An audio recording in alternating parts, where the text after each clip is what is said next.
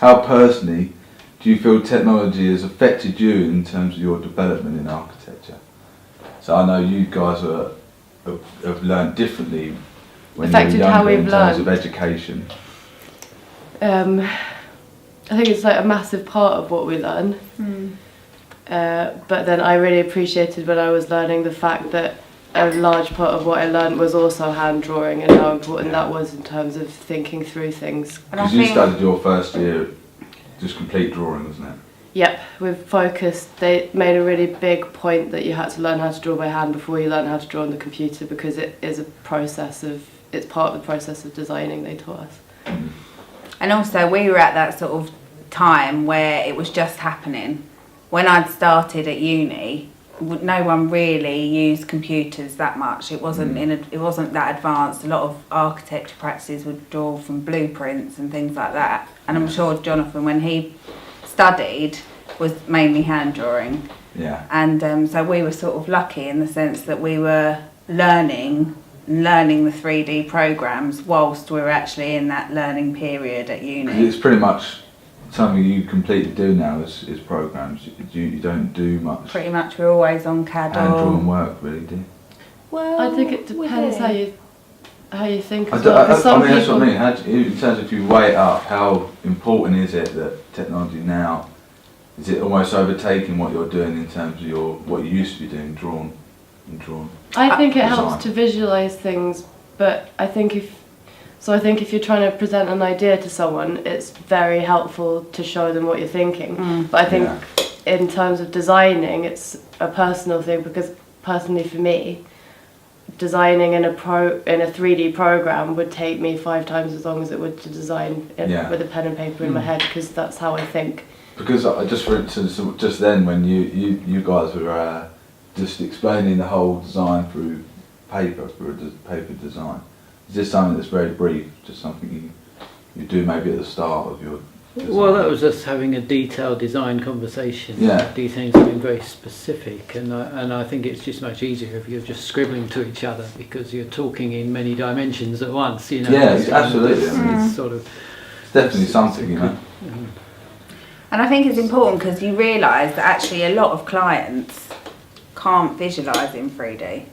So to give someone a set of floor plans, sometimes you see them, they're holding them upside down, and you just think, no, you know, this is completely, they can't read plans in 2D, whereas if you showed them the model and spun around it, they can read that this is their kitchen, this is where... But then it's interesting because architects have always made physical models, haven't they? And they still do, and that's still a useful tool. It's not just about the technology of 3D computer. Well, I don't think so though, because in the architecture practice I work in, because the design changes so much, we never do hand-built models, because the bonus of the 3D modelling is that if the client says, actually, I'd want a bigger window there because that's going to be my office, you can just move it and then have it. But there is a beauty of having a hand. In terms of like convincing model. Someone, I think physical model, but yeah, you're right, and the changing. Some of the other architects we work with though insist on, they always have built models to show, you know, I mean like on the Windermere Steamboat Museum, Carmody put an awful lot of their time and money into making fantastic models. Because it's so convincing, I think. It's tactile. People can actually see it, and it's like your own craft in a way. Yeah, it's a craft completely. Like to see a miniature model of your building rather than something on a computer is like seeing a theatre production rather than a film or an animation. You know, it's there, it's real. You can absolutely sort of. But I do think that the 3D side of things is crucial now. I mean, like for example, even going onto CAD from hand drawn, you had to go from drawing everything on trace with like a... Well, I've never been taught CAD at all, and it's technology's just done nothing but trip me up. How do you feel about, like, when before that everyone started using this sort of CAD technology, how did you feel when you knew that was coming? For instance, if I've spoken to Emma, she's always a bit constantly worried about what's going to happen. And I think it's future. very I mean, is it going to stop you from... daunting, isn't it? It was very interesting because I was in the 90s, I was working for Wandsworth Council in a big technical services office with architects and landscape architects. I'm a landscape architect, by the way. But it was just very interesting because we were all drawing with rotary ink pens and sometimes on film, sometimes on trace. Every time something needed changing or altering, it had to be scratched out, and kind of. It was very laborious, very time consuming, except the technical drawing was kind of, it was rather nice as well. It was a time when you'd be just in your own little world doing it. There's something that's gone, that's about the speed and it's care. It's almost like creativity. Do you find that it's almost a lack of creativity? Because these programs are so fast. I think people now are because they're learning CAD as they learn design and they learn about the wider aspects of architecture and landscape. I think it's not really an issue, but it is an issue for people who have had to learn CAD later. I mean, I can only think with a pencil or a pen. I can't think while I'm drawing in CAD, and I can't do 3D at all, just 2D. There was a period in the 90s when I remember in 1994 it was, when first Apple Macs came into our office, and it was just like, how do you switch it on? It was like really starting from the beginning, and we used a program called Vectorworks, which then was called MiniCAD. It was one of the really early, simplest drawing programs, and it was the only one that would work with Macs. So I've just had that all the time, and we learned, but it was a good 2 years, I think, before any finished drawings went out, actually using that. It was a big learning curve, because at the same time you're working on live jobs. You haven't got time to, sort of take time out and get trained up. Yeah. And I've just always been too busy to learn it properly. So, I mean, since these guys have worked for me, in terms of the transition there as well, because obviously you would have had loads of your projects as hand-drawn stuff whilst you're learning the MiniCAD. You know what? Or did you just start new projects with it? Yeah, I think I started doing technical drawings, stuff like the paving details, the really easy things, that were just a few lines and a bit of texture. And then gradually we moved into doing the plans and stuff. But even 10 years ago, some of my jobs involved ink pens and some involved computer design, and it was a big mix. Do you find that now that you experiencing that hand-drawn side of things, and you're more experienced in the sort of technical software-based things, do you find that there's some benefits to working together in terms of that? For instance, if there's areas in hand-drawn where you're like, I'm not sure how this is actually Well, I think the luxury we've had is you've got Colin there, for instance, to help you. Do you know what I mean? Both. And vice versa. Yeah, and I think because Jonathan has had less experience on Vectorworks, for example, projects like the Windermere Steamboat Museum, there's a massive design team of, you know, about 30 people on the design team, say, and for everyone to keep up to date, each time something changes, we have to update the plan and then issue it to everyone. So we're all using the same file together at the same time. Whereas if you did that, and we're quite quick, so that's been a bonus with having Jonathan being able to focus on hand drawing and stuff, and we can take on Vectorworks, because the design process is such a continual changing, evolving thing that if we were by hand, it would just be a massive time-consuming effort. We probably wouldn't get the job because the other teams wouldn't be able to waste their time redrawing each time we've done it into their CAD program, if you know what I mean. Absolutely. Yeah. One thing that's changed, a big change with CAD, is that now someone in the design team thinks, oh, this ought to change, and immediately the drawings change. I think before, because it was such a big issue, if you had to sort of rip up all the hand-drawn drawings and start again, I think things were much more carefully thought out, and you'd sit down together and absolutely be sure you had to change things before, That's really before something you did that. I really want to discover in my dissertation, essentially, is that it's how it's affecting it, in a way, you know. I think now there's much more cross-communication between different disciplines. So engineers, architects, landscape architects, contractors can all talk to each other really easily and quickly. And so designs are much more collaborative, probably, and they're certainly quicker than they were before. Definitely. At the same time, whether there is at that moment of detail and drawing as much care going in. I think that depends on the individual, really. Yeah, absolutely. That's great. My other question was just, have you come across anyone who's really been affected by the change?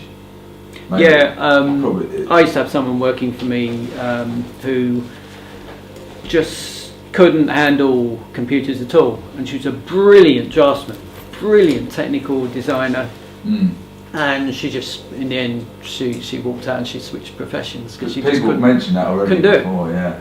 Yeah. It's very strange. Isn't it? We've had that, haven't we, with Gareth? Really? Well, one of our friends who was at uni with us, but he really would focus. Well, he was an amazing artist, really beautiful hand drawings, and a great designer, great architect. And he got a job at a local architect's, and he got like a 3-month trial, and they said no thank you afterwards because he wasn't quick enough on the 3D programs. He's so used to doing stuff by hand. It's weird because he said he thinks that was one of the main reasons. Yeah. He wasn't efficient enough with the being technology. an animator, and some people in our group, for instance, are so, because they want to get stuff information really quickly to the paper. All their creativity seems to come out of that pen or pencil, so they're going like this. Whereas, you know, in time when you've got to use technology, sometimes I think it's lost because you're having to think so much about what's going on in the screen and how I this found works that and this works. You lose that sort of. When I quick first sort of, started designing and using 3D programs as part of that process, my designs ended up getting really, really simple because I didn't know the program well enough to do what I wanted to do. Exactly, so I ended up making a more simple object. Yeah. And that really affected my. It's like the program actually gives you that option, isn't it? Yeah. To sort of make it. So I think you're right. It does make you sort of bend to the technology rather than. Yeah. Because I've looked at studies of where people have employed certain architects, for instance, and they kind of got away with it within their portfolios because of the programs. It helps you out so much. When it actually comes down to them putting them on site or doing general design work, they're actually not great. Oh God, we had that at uni so much. They view it as do you know what I mean? The amount of people that were just fantastic at Photoshop and all the different, and their design was probably, you know, not that great in terms of how they considered spaces or the actual form of it, but because they had such good knowledge on the programs, it just looked amazing, didn't it? Mind you, I don't know if that's something specifically due to today's technology, because that was exactly the same. You'd have brilliant draftsmen who could, you know, sort of really quickly produce beautiful drawings in ink, and yet they weren't great designers, you know, so that's kind of Same thing. That's more of a common. And in fact, in the past, there's probably more of a division between designers and draftsmen. You know, people just. Well, Nicole said when she worked in Germany, they had the different sort of areas within the practice. So they'd have technical architects, designing architects, model making architects. You know, within a massive sort of company. So generally, you think the introduction of technology is a good thing? Definitely. I think it's a good thing, but I think that sometimes it can sort of hold people back slightly, because I think there's that sort of, like Rhiannon was saying about how you can use a program, but also I think it's sort of like it's easy to build something and to have it there. Yeah. Whereas, you know, you can push and pull walls on a design. Yeah. Whereas if you actually sit down and you think, right, I want that wall there because the sun's there and the position's there and this person wants this sort of space. And I think with a model, you can just push and pull it. Oh yeah, that's better. Oh no, that's better. So you sort of work. Very similar to what you were saying about, you know, if you get something wrong, how important it is to actually look at the drawing. Whereas if you get something wrong on a program, it's very easy, very simple to change. Cost is a big thing. I mean, the cost of keeping, you know, so many licenses of a major software. If you take the drawing software, things like Photoshop, all the things, Office, things you need, unless you're using free crack copies. If you're doing it properly, it's very expensive. Whereas, you know, okay, there's a cost of tracing paper and ink and stuff, but it wasn't. You know, anyone could sort of set up an office pretty much, you know, from being a student. Do you find that, for instance, though, the technology you're using now is not sped up your production work in the company in terms of different jobs? It's definitely sped up. Yeah, everything was sped up. Finance. But maybe in some cases it's. I think that's great, especially in terms of getting information from the client, giving information to other consultants and all that, and getting information from suppliers and manufacturers. But sometimes things are just too quick. Yeah. You know, you find people asking for things now, and you're not giving enough time to really think about it. Yeah, I found that in my dissertation actually a little bit of how, because of these technologies, it's a lot easier for people like me who've never done architecture to look at something and change it. Yeah.